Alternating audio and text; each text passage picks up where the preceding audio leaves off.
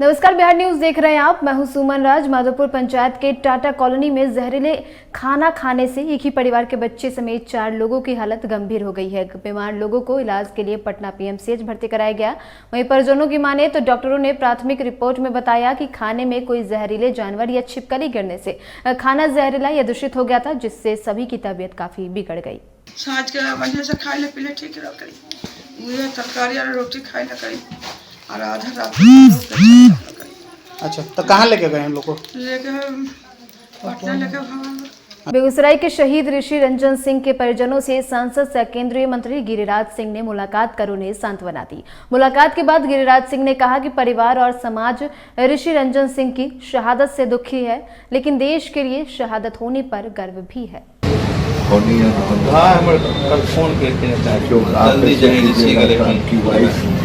Number डालने चाहिए ऋषि के नाम से, फिर ई केलखिन फोन देखलिए ऋषि, हम अगले जो वह फोन के लखन कहते ठीक छिया। बेगूसराय का बेटा है और हमारे मित्र सुदर्शन जी का भगना, लेकिन खुशी इस परिवार में 4 लोग इनके परिवार में आर्मी में थे, doctor, engineer, infantry, major, colonel, सभी पद।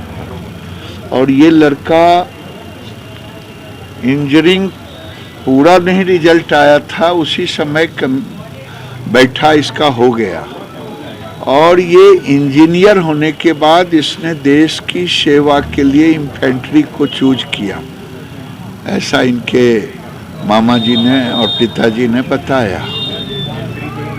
और अभी तो 1 साल भी नहीं पूरा हुआ था।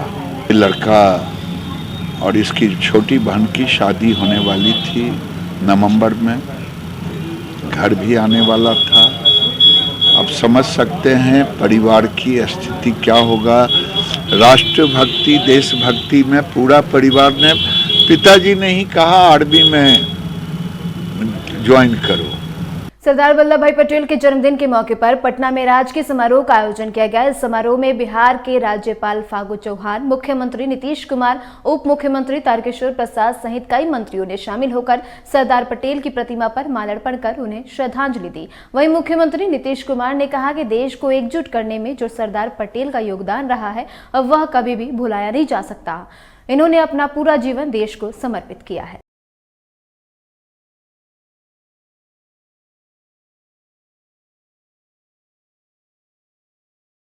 सरदार वल्लभ भाई पटेल जी की जयंती, बात तो जयंती है उनकी, और इनकी जो भूमिका है देश के निर्माण में, जो देश एकजुट हुआ है, इसको सब दिन के लिए लोग हमेशा इस बात को याद रखेंगे। और जो भी उनकी आज़ादी की लड़ाई में जो भूमिका है वो हमेशा इन सब चीज़ों को नई पीढ़ी को जानने की बात है। और हम लोगों की इच्छा है पूरे तौर पर कि नई पीढ़ी पूरे तौर पर इनकी सारी भूमिका, आज़ादी और आज़ादी के बाद इस राष्ट्र के निर्माण में जो उनकी सबसे बड़ी भूमिका थी उसको हमेशा याद रखें। देखिए एनडीए कुशेश्वर स्थान और तारापुर विधानसभा क्षेत्रों में जो उपचुनाव है उसमें चुनाव जीते।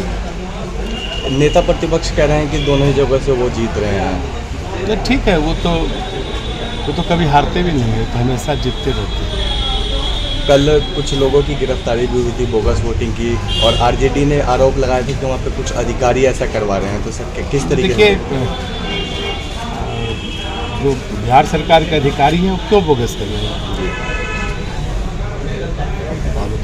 गिरफ्तारी हुई है तो जांच होगी, अगर गलत पाए जाएंगे तो कार्रवाई। एनडीए मजबूती से इस चुनाव को लड़ा, एकदम एनडीए हमेशा मजबूत है, आगे भी मजबूत है। मुजफ्फरपुर के बाजार समिति में मंडी की सामान लेकर पहुंचे एक ट्रक चालक को लुटेरों ने चाकू मारकर लूटपाट की घटना को अंजाम दिया। वहीं इस घटना से आक्रोशित लोगों ने दरभंगा मुजफ्फरपुर एनएच को जाम कर हंगामा किया। इस दौरान सूचना पर पहुंची पुलिस के साथ दुकानदार की जमकर कहासुनी और नोकझोंक की भी खबरें सामने आई।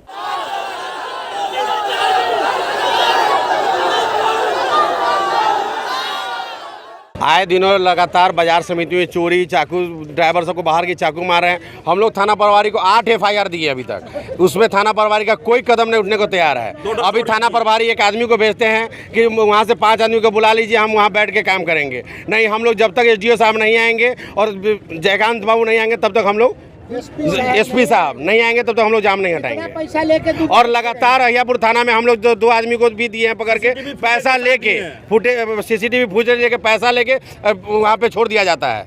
हमारे देख चाकू मार गए, नाले ड्राइवर के चाकू मार गए, नाले पैसा ले गए, नाले मोबाइल खो के ले गए। अब हम यहाँ कभी नहीं आएंगे बिहार में।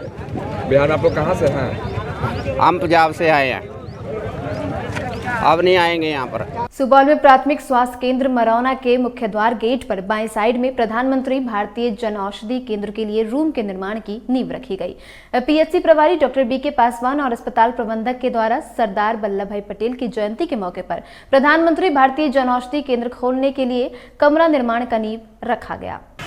जन औषधि खुलने से गरीब तबके के जितने लोग हैं उन लोगों को जो है सो दवा का जो है सो कम रुपये में अच्छा से अच्छा दवा ऐसा मिल जाएगा। ये जन औषधि खुलने से जो है सो गरीब तबका के जितने लोग हैं, अमीर से अमीर और गरीब सबको जो है सो कम कॉस्ट में दवाई मिलेगी। तारापुर उपचुनाव और कुशेश्वर स्थान में हुए चुनाव के बाद भाजपा नेता अमरीश चंद्र सिंह उर्फ डिक्की सिंह ने NDA प्रत्याशी की जीत का दावा किया है। वहीं डिक्की सिंह ने कहा कि तारापुर विधानसभा की जनता ने विकास के नाम पर वोट किया है और भारी बहुमत से NDA प्रत्याशी की दोनों सीटों पर जीत भी होगी। कुशेश्वर स्थान और तारापुर विधानसभा में NDA के दोनों प्रत्याशी भारी मतों से जीत रहे हैं। लालू यादव आए काफ़ी दिनों के बाद, काफ़ी दिनों से वो राजनीति से अलग थे। उनका चेहरा ज़रूर पहले था, लेकिन उनका 15 साल के शासन में जो कुव्यवस्था पूरे बिहार में कायम हुई, लोगों का पलायन जो बिहार में हुआ, इससे लोग अभी भी उसको भूल नहीं पाए हैं। और अपने मुख्यमंत्री जो अभी हैं, NDA समर्थित मुख्यमंत्री नीतीश कुमार जी में लोगों को अभी भी विश्वास है।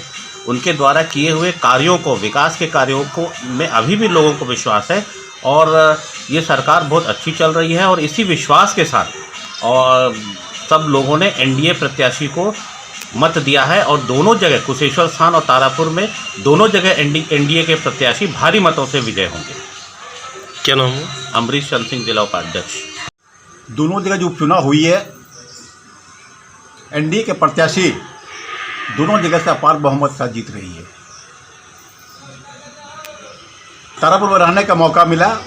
सभी जाति विकास के नाम पर नरेंद्र मोदी और नीतीश कुमार के नाम पर वोट कर रहे हैं। जीत सुनिश्चित है और NDA प्रत्याशी जीतेंगे। क्या नाम है?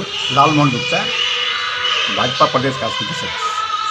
खबर वैशाली के भगवानपुर से है, जहां हाई टेंशन तार की चपेट में आने से एक मजदूर की मौत हो गई। बताया गया कि मृतक जहां काम कर रहा था, वहीं छत के ऊपर से हाई टेंशन का तार जा रहा था, जिसकी चपेट में आने से उसकी मौत हो गई।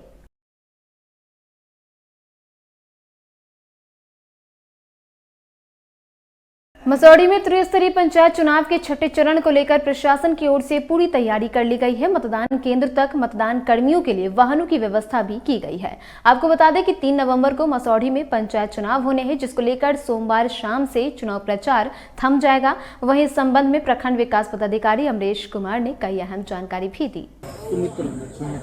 समय बहुत ही कम है और हमारी तैयारी पूरी मुकम्मल हो चुकी है। EVM सीलिंग का काम 3 दिन पहले ही पूरा हो चुका है और कल पार्टी डिस्पैच है, तो यहाँ पे पार्टी डिस्पैच के लिए सारी तैयारियाँ मेरी अंतिम अवस्था में है। आप देख रहे हैं कि ये पंडाल में जो मेरा ये लगा हुआ है कुर्सी टेबल, इस पे हम लोग पार्टी का मिलान करवाएंगे। मतदान केंद्र तक जाने के लिए मतदान कर्मियों के लिए क्या व्यवस्था कुछ किया गया है? मतदान कर्मियों को भेजने के लिए विभिन्न प्रकार के वाहनों को हम लोग टैग कर रहे हैं। वाहन पकड़ने का भी काम अंतिम अवस्था में है। अभी गांधी मैदान के क्षेत्र में आप देखेंगे बाहर की ओर, वहाँ पे गाड़ियाँ हमारी लगी हुई हैं, बस है, पिकअप है इत्यादि। और आज रात तक उनको टैग किया जाएगा कि किस वाहन से किस पार्टी को भेजा जाएगा। ये भी तैयारी आज रात में पूरी हो जाएगी। मतदान को लेकर प्रशासन को क्या कुछ प्रशासनिक व्यवस्था की गई? पहले तो हमको सभी पोलिंग पार्टी को सही तरीके से उनको संबंधित बूथ पे पहुंचाना है। साथ ही साथ हमारे अन्य जो तैयारियां हैं वो भी साथ साथ चल रही है। पुलिस बल का डिप्लॉयमेंट वगैरह भी किया जा रहा है, उसकी भी तैयारी चल रही है और बिल्कुल ही शांतिपूर्ण और शुद्ध वातावरण में हम लोग इस चुनाव को पूर्ण कराएंगे। मतदान का जो समय होगा वो कितने से कितने बजे तक होगा? 7 बजे से लेकर के 5 बजे तक। चुनाव प्रचार अभियान कब थमेगा? आपको कल शाम को अभियान क्लोज हो जाएगा। अगर जो समय सीमा तय है और उसके बाद ही कोई प्रत्याशी द्वारा अगर चुनाव प्रचार किया जाता है तो आपकी ओर से क्या कुछ किया जाएगा? सुसंगत धाराओं में हम लोग उस पर कार्रवाई करेंगे। सर, इतने बड़े बड़े जो पंडाल बनाए जा रहे हैं तो इस पंडाल बनाने का क्या औचित्य है? मेरे यहाँ 249 बूथ हैं और एक बूथ पे 6 लोग आ रहे हैं और साथ ही साथ करीब 25 रिजर्व पार्टियां हैं, तो लगभग 2000 लोग यहाँ पे आएंगे और यहीं से पार्टी का मिलान होगा और यहीं से पार्टी का डिस्पैच होगा। तो 2000 लोगों को सही तरीके से बैठाने के लिए कि उनको कोई असुविधा न हो, उनको सारा सामान ससमय उनको जगह पे मिल जाए, हम लोग ये सारी जो पंडाल जो बड़े बड़े आपको दिखाई दे रहे हैं ये हम लोगों ने उन्हीं के लिए बनाया है ताकि उनको कोई हमारी पोलिंग पार्टी को किसी भी तरह की कोई दिक्कत न हो। जो हमारे 249 बूथ हैं तो उनके पोलिंग पार्टी कल यहाँ पे आएंगे, तो एक बूथ पे 6 लोग रहेंगे तो करीब, और साथ ही 25 हमारे जो रिजर्व पार्टी रहेंगी, तो उनको कोई दिक्कत नहीं हो। हम लोग बूथ वाइज यहाँ पे आप देख रहे हैं कि एक टेबल पे 6 चेयर लगे हुए हैं, तो एक पार्टी हर बूथ, यहाँ पे बूथ नंबर लिख दिया जाएगा संबंधित टेबल का, जैसे यहाँ पर टेबल नंबर लिखा हुआ है या बूथ नंबर आज रात में लिखा जाएगा और ये पार्टी यहाँ बैठेगी और इनको सारी सामग्री इसी टेबल पे ही उपलब्ध करा दिया जाएगा कि किसी भी तरीके का हौच पौच ना हो, उनको भी सहूलियत होगी। लोग अभी बैठे हुए हैं वो क्या मतदान कर्मी हैं? नहीं, ये जो लोग बैठे हुए हैं ये हमारे सहयोगी कर्मी हैं। अभी हम लोग पार्टी डिस्पैच की जो तैयारियां अंतिम चरण में है वो सारा उसका रिकॉर्ड का ही लोग संधारण कर रहा है लोग, और रिकॉर्ड मिलान करके जो थैला वगैरह बनता है उसकी सारी तैयारियां अंतिम अवस्था में है, वही यहाँ पे चल रही है। सर, एक बार हम देखना चाहेंगे कि जो मतगणना को लेकर जो व्यवस्था की गई है तो साथ उस स्थान पर हमको ले जाएंगे जहाँ देख रहे क्या क्या तैयारी की गई है। मतगणना चूँकि 13 तारीख को है तो पहले चूँकि यहीं पर मतगणना होनी है, ये जो आप देख रहे हैं, तो अभी पार्टी डिस्पैच होना है और पार्टी डिस्पैच के बाद पार्टी रिसीविंग होगा, तो इस कारण से आपको अभी जो बैरिकेटिंग वगैरह जो जाली वगैरह लगाने का काम है वो अभी नहीं किया गया है, उसको हम लोग 3 के बाद करेंगे। और कहाँ कुछ व्यवस्था किया गया है? और यहाँ तो एक पंडाल ये आप जो देख रहे हैं, यहाँ पे करीब हमारे 80-90 बूथ के लोग बैठेंगे। इसके पीछे में एक और इतना ही बड़ा पंडाल है और इसके आगे में भी एक इतना ही बड़ा पंडाल आप देखेंगे कि आगे साइड में है। 3 बड़े बड़े पंडाल हैं और एक पंडाल और है, चौथा पंडाल, जिसमें हमारी रिजर्व पार्टियां बैठेंगी, जो 24 हमारी 25 रिजर्व पार्टियां हैं वो बैठेंगी। तो सभी के लिए हम लोगों ने व्यवस्था किया हुआ है कि किसी को कोई भी असुविधा न हो। सभी हमारे मतदान कर्मियों के सुविधा को ध्यान में रखते हुए हम लोगों ने मुकम्मल तैयारियां की हुई हैं। आप देख रहे हैं कि यहाँ पे बड़े पैमाने पे अस्थायी शौचालय बनाए गए हैं। आगे में आप देखेंगे कि सभी को नहाने के लिए काफ़ी बड़े पैमाने पर नल भी लगाए गए हैं। हमारे बिल्डिंग डिवीज़न के द्वारा हम लोगों ने मुकम्मल तैयारियां कर रखी हैं। त्रिस्तरीय पंचायत चुनाव मसौढ़ी प्रखंड का 3 नवंबर को होने वाला है। ऐसे में प्रशासन की ओर से पूरी तरह से मुकम्मल व्यवस्था कर दी गई है।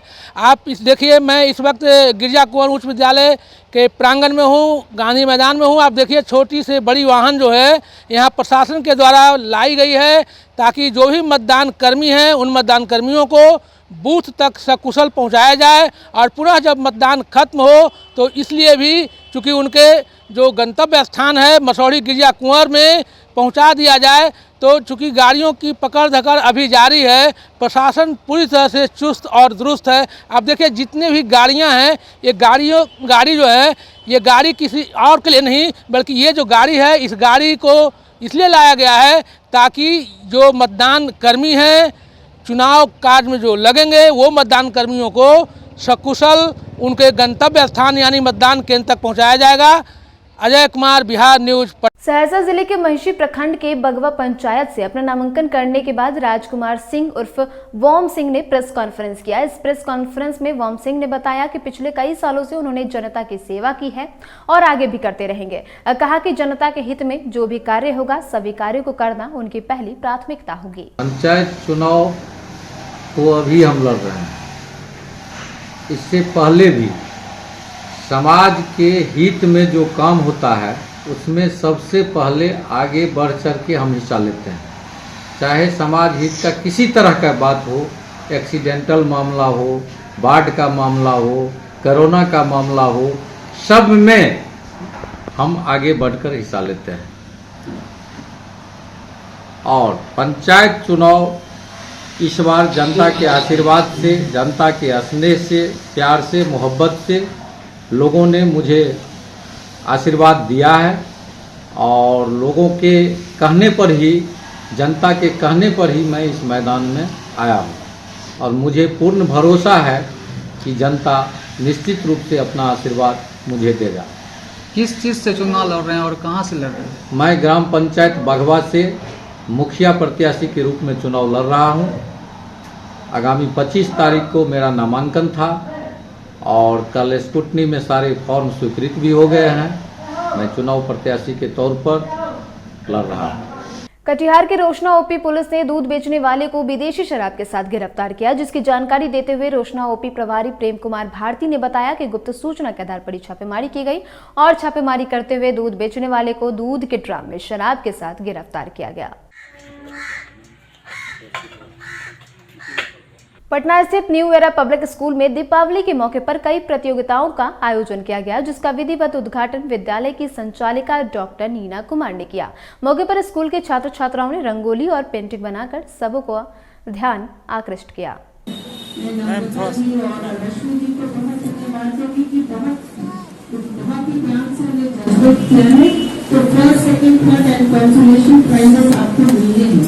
तो उसकी अनाउंसमेंट अभी होगी, आप लोगों को प्राइजेस मिलेगा।